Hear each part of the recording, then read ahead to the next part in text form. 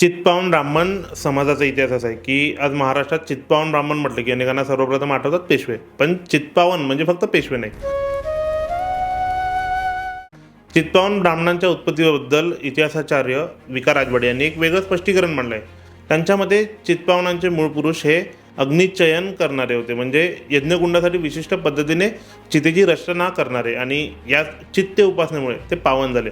त्यांना चित्तपावन म्हटलं गेलं. पुढे हाच शब्द चित्पावन झाला. देशातल्या ब्राह्मणांच्या तुलनेत चित्पावन ब्राह्मणांच्या प्राचीन इतिहास फार स्पष्ट दिसत नाही, पण मग इतिहासाने एक मोठं वळण घेतलं. 1713 छत्रपती शाहू महाराजांनी बाळाजी विश्वनाथ भट यांची पेशवे म्हणून नियुक्ती केली. हा क्षण चित्पावन समाजाच्या इतिहासातील सर्वात मोठा टर्निंग पॉईंट ठरला. त्यानंतर पुणे मराठा साम्राज्याचं राजकीय केंद्र बनलं आणि चित्पावन समाजाची उपस्थिती महाराष्ट्राच्या सत्ताकारणात मोठ्या प्रमाणावर दिसू लागली.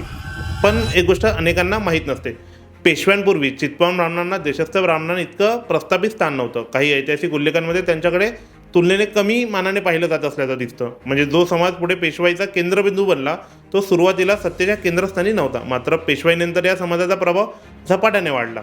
1818 मध्ये पेशवाईचा अस्त झाला, राजकीय सत्ता गेली, पण चित्पावन समाजाचा प्रभाव संपला नाही. तो नव्या रूपाने पुढे आला. याच समाजातून पुढे आले लोकमान्य बाळ गंगाधर टिळक, गोपाळकृष्ण गोखले, महर्षी कर्वे, स्वातंत्र्यवीर सावरकर, न्यायमूर्ती रानडे, आचार्य विनोबा भावे, सेनापती बापट आणि महात्मा फुलेंना शिक्षणासाठी आपला वाडा उपलब्ध करून देणारे भिडे शास्त्री. ही नावं फक्त एका समाजाची नाहीत, ती आधुनिक महाराष्ट्राच्या विचारविश्वाची नावं आहेत. 1713 मध्ये बाळाजी विश्वनाथ भट यांच्या नियुक्तीने चित्पावन समाजाला सार्वजनिक जीवनातील प्रभावाला नवं बळ मिळालं.